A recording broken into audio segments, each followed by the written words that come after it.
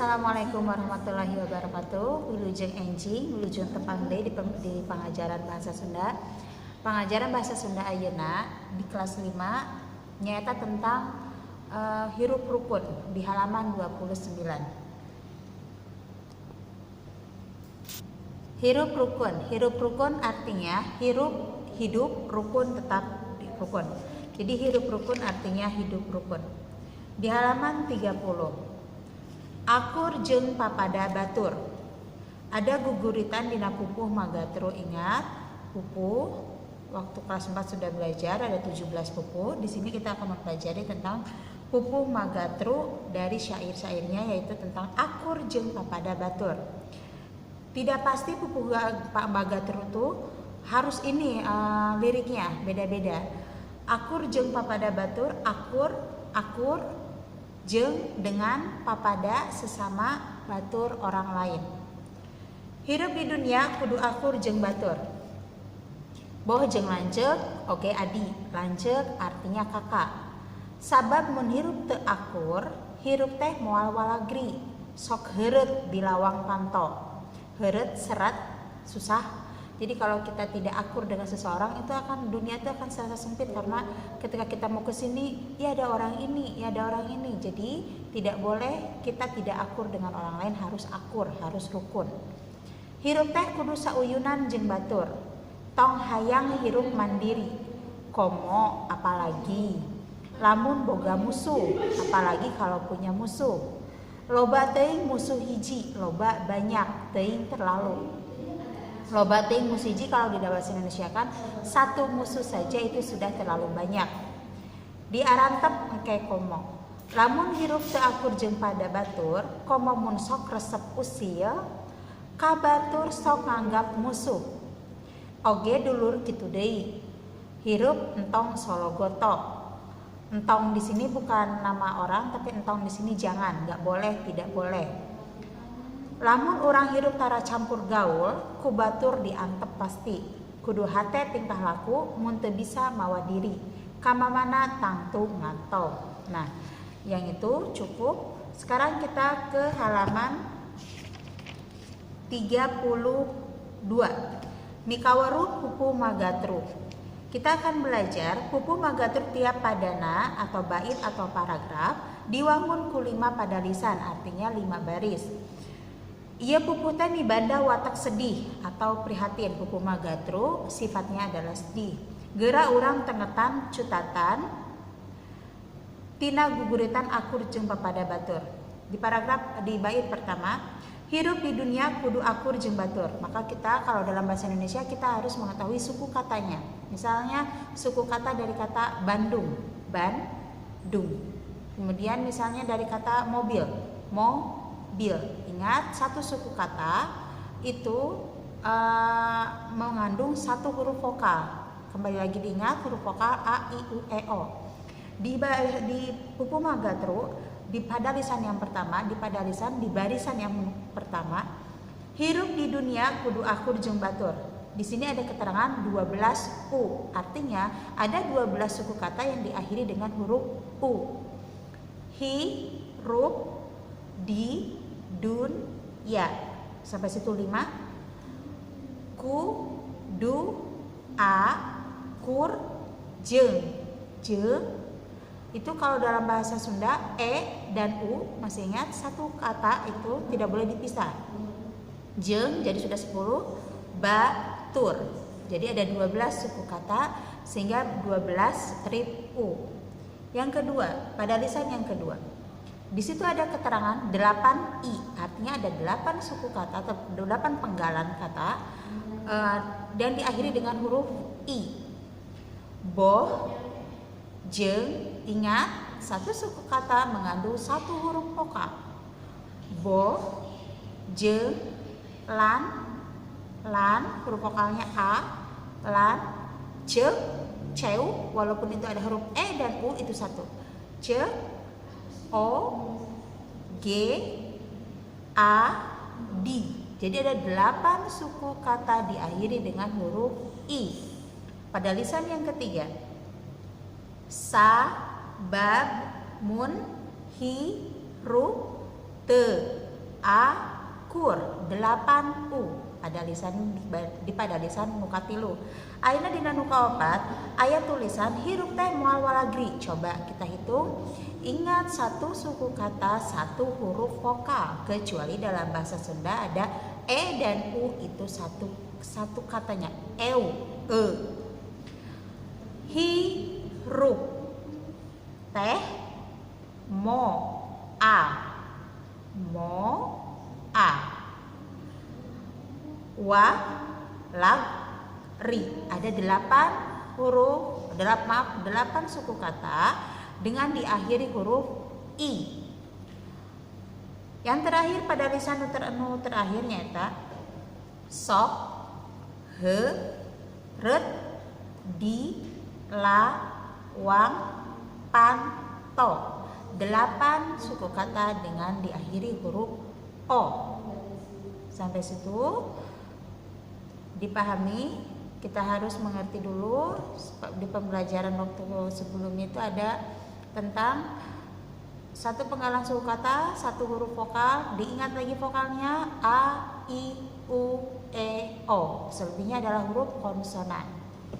Guguritan akur jeung pada batur diwangun ku 4 pada, tiap padana diwangun ku 5 pada lisan. Patokana atawa aturan pikeun mieun kuku magatur nyaeta 12 u, 8 i, 8 u, 8 i jeung 8 o. Guru wilangan atau lobana enggang dina unggal pada lisan nyaeta aya 12. Guru wilangan suku katanya tadi ada 12, tadi sudah dijabarkan. Yang baris kedua ada 8, 8, 8 dan 8. Sedangkan guru lagu kalau dalam bahasa Indonesianya itu iramanya, rimanya yang di belakangnya atau dangdingdungna sora enggang patung panungtung paling ujung yaitu u, i jeung o. Jadi kita lihat di akhirnya yang keluar huruf apa, bunyi apa. Balik lagi ke bait yang pertama. Hirup di dunia kudu akur jeung batur. Batur. Yang terakhir saja u dari kata tur. Ba-nya tidak dihitung. Batur 12 u. Boh jeung lanceuk oge adi 8 i. Sabab mun hirup teu akur akur 8 u. Hirup teh moal walagri gri 8 i. Sok heureut di lawang panto to 8 o. Oke, cukup itu sampai di halaman 32. Sekarang kita ke halaman 33. Mikaweruh paribasa. Mikaweruh kita akan mempelajari tentang peribahasa. Ayeuna urang diajar paribasa panyaram lampah salah. Panyaram melarang lampah perilaku salah yang salah. Yaitu peribahasa yang isinya mewanti-wanti, ngawanti-wanti. Itu memberikan pesan, mewanti-wanti. Mungkin ada yang sudah pernah mendengar kata-kata ini. Kalau dalam bahasa Sunda yang ngawanti-wanti untuk memberikan pesan. Sangkan ulah milampah atau ngalampahkeun kasalahan. Geratek tengetan contoh tur apalkeun. Silahkan kalian pahami contohnya dan kalian hafalkan. Jadi nanti kalian akan menghafalkan beberapa peribahasa dalam bahasa Sunda. Yang pertama, ulah asa aing uyah kidul. Kalau berbahasanya tidak usah kita artikan ke dalam bahasa Indonesianya, tapi Ibu akan artikan satu saja.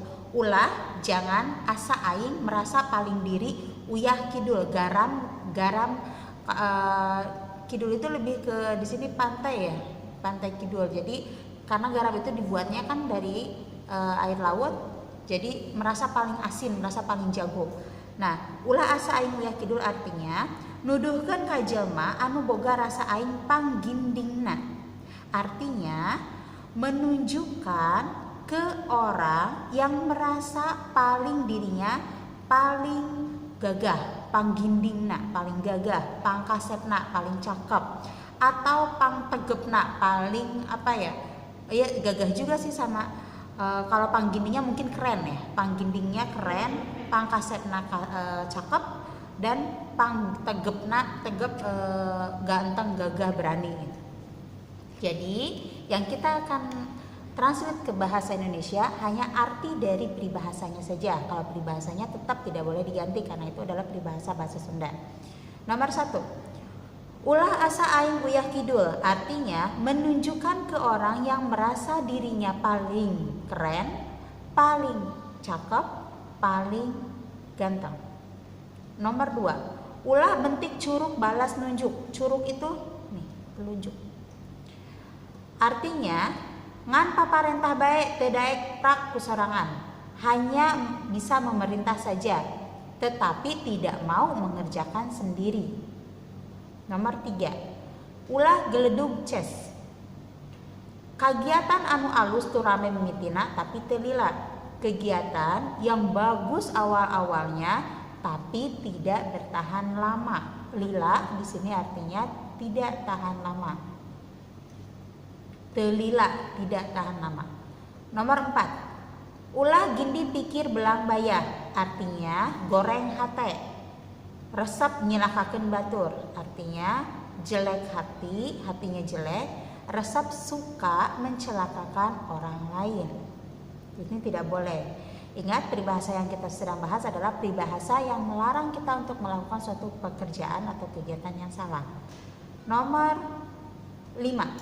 Ulah haripet ku teu teureyeun, artinya kabita itu tergoda oleh barang yang membawa picilakan, itu menyebabkan kecelakaan.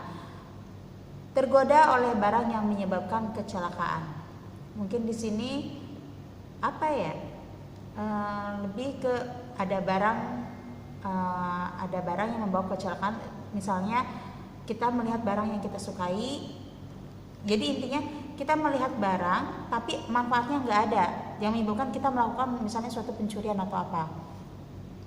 Kemudian nomor 6, ulah kabawa kusakaba-kaba, artinya terbawa oleh omongan yang membawa celaka. Nomor 7, ulah marebutkeun paisan kosong, artinya madukeun perkara anu taya gunana, memperebutkan perkara yang tidak ada gunanya. Misalnya berantem untuk hal-hal yang kecil. Contoh, kalau di rumah mungkin berantem untuk hal yang kecil, apa ya, berebut kamar mandi atau berebut pokoknya berebut hal-hal yang nggak penting, hal-hal yang bisa diselesaikan dengan sederhana tapi dijadikan hal yang besar sehingga menyebabkan suatu perkara yang menyebabkan kita berantem. Nah, itu namanya ulah merebutkan paisan kosong. Nomor 8, ulah mopo memeh nanggung, nyebutkan teu sanggup migawe hiji pagawean saencan ngalaksanakeunana. Menyebutkan tidak sanggup mengerjakan satu pekerjaan sebelum melaksanakannya. Misalnya kita mau mengerjakan matematika, aku nggak bisa, padahal kita belum membaca soalnya bagaimana, kita belum mencari tahu caranya bagaimana. Nah, itu tidak boleh. Kita udah bilang nggak bisa, padahal kita belum mencobanya. Nomor 9, ulah hiber memeh jang-jangan. Hiber itu terbang, memeh sebelum, jang-jangan bersayap. Jangan terbang sebelum punya sayap. Itu arti dari peribahasanya ya. Artinya ngagedekeun gaya tur sombong padahal tidak mampu. Mendahulukan gaya, mendahulukan sombong padahal kita tidak mampu. Nomor 10, ulah murageun duwegan ti luhur. Duwegan di sini kelapa hijau ya, kelapa muda, duwegan itu bahasa Sundanya. Melakukan pagawean anu teu ka arah hasilnya. Ulah murageun duwegan ti luhur. Jangan melemparkan duwegan ti luhur. Ini bahasa hanya peribahasa ya, artinya melakukan pekerjaan yang tidak ada hasilnya. Nah, oke, cukup untuk di halaman 33. Lalu kalian nanti buka halaman 34. Di situ ada paribasa ulah asa aing uyah kidul dengan cara ada pancen. Pancen, ingat tugas ngalarukeun paribasa panyaram lampah salah kana kalimat. Jadi kita diminta untuk membuat satu kalimat dari peribahasa yang sudah disediakan. Ulah asa aing uyah kidul bahasanya. Kade hirup teh ujang, ulah asa aing uyah kidul. Awas hidup tuh ujang nama sebutan untuk anak laki-laki yang lebih muda. dari kita yang lebih muda di orang Sunda. Nah, tapi sekarang kita lihat di halaman ini, di sini diminta untuk membuat kalimat. Nah, selanjutnya Ibu akan ganti bukan membuat kalimat, tapi menuliskan arti dari peribahasanya. Tadi yang sudah dibahas, yaitu misalnya ulah bentik curug balas nunjuk. Tadi artinya apa? Artinya itu ulah bentik curug balas nunjuk yaitu ngan paparentah bae teu daek prak kusorangan. Tapi di sini kan bahasa Sunda. Nah, kalian di sininya ulah bentik curug balas nunjuk itu ditulis artinya dengan arti bahasa Indonesia. Sampai nomor 10 dengan arti bahasa Indonesia, bukan menyalin bahasa Sunda dipindahkan ke sini, bukan. Tapi arti dari peribahasanya yang ditranslate ke bahasa Indonesia disimpan di sini. Oke, cukup sekian dari Bu Winda pembelajaran hari ini. Untuk selanjutnya kita akan berinteraksi di Google Classroom. Terima kasih atas perhatiannya. Selamat mengerjakan. Assalamualaikum warahmatullahi wabarakatuh.